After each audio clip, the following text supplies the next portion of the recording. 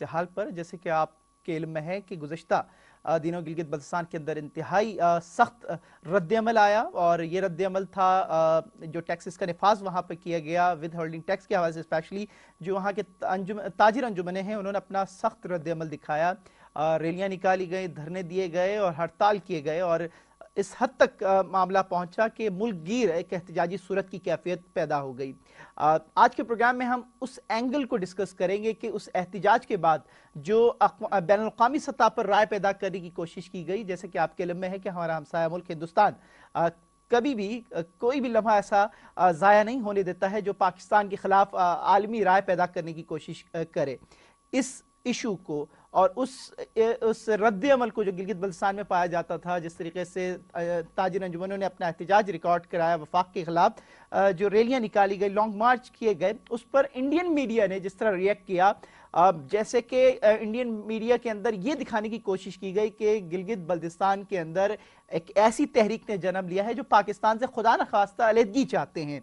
ये बड़ा हसास मामला है जो आज के प्रोग्राम में हम जानेंगे, और हम बावर कराने की कोशिश करेंगे वफाक को कि उस खित्ते की एक तो इम्पोर्टेंस और उसकी हसासियत को मद्देनजर रखकर जो वहाँ के लोगों के मुतालिबात हैं उसको किसी भी सूरत नज़रअंदाज नहीं किया जा सकता है।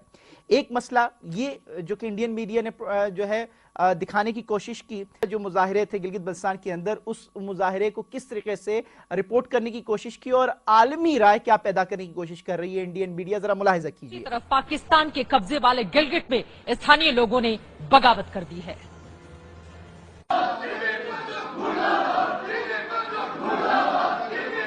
पाकिस्तान के खिलाफ ये बगावत का वीडियो है।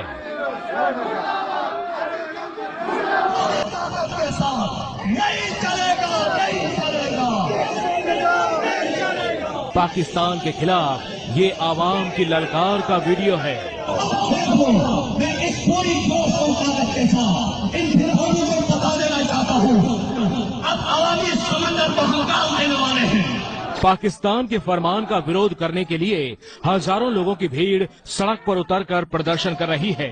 तस्वीरें पाकिस्तान के कब्जे वाले स्कर्दू शहर की हैं। गिलगित बल्टिस्तान में रहने वाले लोगों पर पाकिस्तान ने एक नए तरह का टैक्स लगाया है। हमें एक साथ मद्देनजर रखनी होंगी। असल में होता यह है कि गिलगित बल्टिस्तान में हमारे दोस्त जब भी तहरीक उठाते हैं तो उनकी जो टाइमिंग जो होती है ना, वो बड़ी खौफनाक होती है। ये कुदरती है, दानिस्ता है या गैर दानिस्ता, मुझे इल्म नहीं। देखिए, जिन दिनों में गिलगित बल्तिस्तान में एक तहरीक चल रही थी और बिल्कुल दुरुस्त चल रही थी, उनका कहना था भाई हमारी कोई नुमाइंदगी नहीं तो हम टैक्स क्यों दें। और ये तो मेरे साथ दुनिया भर का उसूल है, नुमाइंदगी दो तो टैक्स लो। और इसी दौरान आपने देखा बलूचिस्तान के अंदर एक थोड़ा सा यानी एक दहशतगर्दी की कैफियत पैदा हो गई। अब कुछ नादानिस्ता तौर पर या दानिस्ता तौर पर या हमारे कुछ दोस्तों ने उसको लिंक कर दिया कि देखें जी उधर बलूचिस्तान में भी हो रहे, इधर गिलगित बल्तिस्तान, क्योंकि इस वक्त इंडिया में दो नए डेस्क कायम हुए हैं। मिर्ज़ा साहब बेहतर बता सकते हैं। बलूचिस्तान का डेस्क उनका पुराना काम कर रहा था, लेकिन हाल ही में उन्होंने एक नया डेस्क काम कर दिया है जो गिलगित बल्तिस्तान के हवाले से है। अच्छा, सीपेक के हवाले से भी ये दोनों चीज़ें जो है ना बड़ी दोनों इलाके बड़ी अहमियत के हामिल, एक इंतहा पे एक इब्तदा पर है। तो जो अक़वाम मुत्तहिदा क्या कहते हैं अमेरिका है या उसके इत्तेहादी हैं, वो कभी ये बर्दाश्त नहीं करेंगे कि सीपेक बन जाए और यहाँ आपकी माशी तब्दीली आ जाए। देखें, बाकी रही बात ये देखें कि गिलगित बल्तिस्तान हो या पाकिस्तान, उसमें जो सीपेक है उसके मुस्बत असरात भी होंगे और मनफी असरात भी मुरतब होंगे।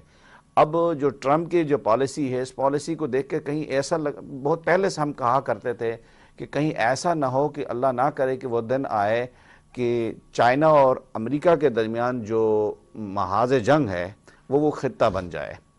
इसमें हमें मेरे ख्याल से थोड़ी सी दानिशमंदी का मुजाहिरा करना होगा और हकीकत का इदराक करना होगा। आपने यहाँ पर जिक्र फरमाया, कैप्टन साहब ने भी और मिर्ज़ा साहब ने भी, मैं थोड़ा सा अर्ज़ करूँ, शायद इससे थोड़ी सी राय का इख्तलाफ भी हो जाए। देखिए, मेरी अभी जो कमेटी है बनी हुई आईनी कमेटी, नवाज़ शरीफ साहब ने जो बनाई थी, उनके कुछ सीनियर मेंबरान से मुलाकात हुई।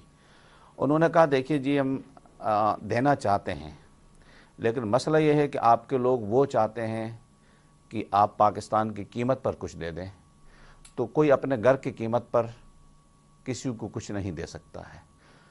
اب ہمارے جو وہاں کا مطالبہ ہے 33 رکنی اسمبلی ہے، اس میں سے 32 ارکان کہتے ہیں جی ہمیں آئینی صوبہ بناؤ۔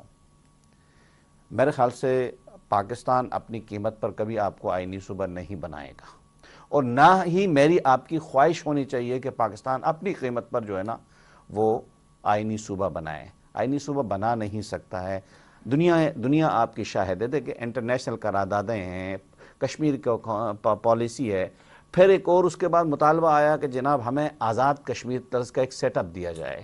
یہ مطالبہ بھی بالکل غلط ہے، اس لیے وہ بھی اس لیے ممکن نہیں ہے کہ پاکستان نے دنیا کے سامنے آزاد کشمیر جو ہے اس سے مراد صرف وہ 4000 مربع میل علاقہ نہیں ہے، اس سے مراد وہ لیتا ہے 84,000 مربع میل۔ وہ کہتا ہے جی یہ جو حکومت ہے یہ نمائندہ ہے گلگت بلتستان کی بھی، ہے کہ ایک طرف بلوچستان کی صورتحال کو اگر آپ دیکھیں کہ علیحدگی کی طریقے کیوں شروع ہوتی ہیں کہ آپ جب وہاں کے حقوق کو غصب کریں گے، لوگوں کو ان کے منتخب نمائندوں کو اجازت نہیں دیں گے، تو پھر خطے میں ایک بے چینی سی کیفیت پیدا ہو جاتی ہے۔ ایک طرف ہم مقبوضہ کشمیر کی بات کر رہے ہیں کیونکہ ہم جو ہے ہم ڈیمانڈ کرتے ہیں کہ وہ ہمارا حصہ ہے، اور اس کے لیے ہم اخلاقی طور پر ہر پلیٹ فارم پر آواز اٹھا رہے ہیں، لیکن ہم ایک مقبوضہ خطے کی حمایت میں خدا نخواستہ کیونکہ دشمن طاق میں لگا ہوا ہے اور سی پیک کے بعد تو خطرات مزید بڑھ گئے ہیں کہ آپ اپنے ایک حصے سے محروم نہ ہو جائیں، یہ خطرات بھی تو منڈلا رہے ہیں۔ اس کے لیے کیا حکمت عملی ہونی چاہیے وفاق کی؟ صحیح ٹائم پہ صحیح فیصلے ہم نہیں کر پائے، اور لوگوں میں مایوسیاں بڑھی، لوگوں میں وہ ہوئی ڈس اپوائنٹمنٹس کی وجہ سے جا کے اس حالات تک ہم پہنچ گئے۔ بلوچستان والوں کا بھی یہ تھا، آج دیکھیں بلوچستان والے ٹھیک ٹھاک محب وطن ہو گئے، اور گلگت بلتستان تو بالکل وہی ہے نا کہ ٹوٹلی ایک ڈیفرنٹ خطہ ہے، جو ہم اپنے آپ کو پاکستانی لوگ کہہ رہے ہیں کہ ہم پاکستان میں شامل ہونا چاہتے ہیں، لیکن ہم ہو چکے ہیں پاکستان میں شامل۔ ہمیں جان بوجھ کے متنازع بنایا جا رہا ہے، تو ہم تو اپنے آپ کو پاکستانی سمجھ رہے ہیں، اور اسپیشل اب ان حالات میں ہم یہ سمجھتے ہیں کہ یہ تو پاکستان کے استحکام کے لیے بہتر ہے کہ اگر گلگت بلتستان جو ہے وہ پاکستان کے قومی دائرے میں آ جائیں، وہاں کی محرومیاں ختم ہو جائیں، کیونکہ یہ جو سی پیک کا جو منصوبہ ہے اس کے حوالے سے پچھلے دنوں میں مرزا صاحب کو پتہ ہے، آپ کو پتہ ہے، انہوں نے جسارت کی آگے سے امریکن جو سیکٹری دفاع نے کہ سی پیک جو ہے ایک متنازع خطے سے گزر رہا ہے۔ آج اگر انڈیا اتنا اس کو پروپوگیٹ کر رہا ہے تو یہی وجوہات ہیں کہ اس کے پیچھے کوئی نہ کوئی بڑی طاقتیں جو ہیں اس کو ناکام کروا رہی ہیں، اور ایسے حالات میں اگر وہاں کے جو کیونکہ we are the neck of the CPEC, ہم تو اس پہ بیٹھے ہوئے ہیں کہ ہمارا 470 کلومیٹر علاقہ جو ہے وہ گلگت بلتستان کا اس میں یوز ہو رہا ہے سی پیک کے اندر، شروع وہیں سے ہو رہا ہے بھائی، شروع وہیں سے ہو رہا ہے، ہم نیک ہیں ایک طرح سے اس کے۔ تو اب اس خطے کو آپ اگنور کریں گے تو ظاہر ہے بین الاقوامی قوتیں جو ہیں اس کو ایکسپلائٹ کرنے کی کوششیں کریں گے، اور وہاں بھی یہ جو قوم پرست تحریکیں بھی ابھی اٹھنی شروع ہو گئی ہیں۔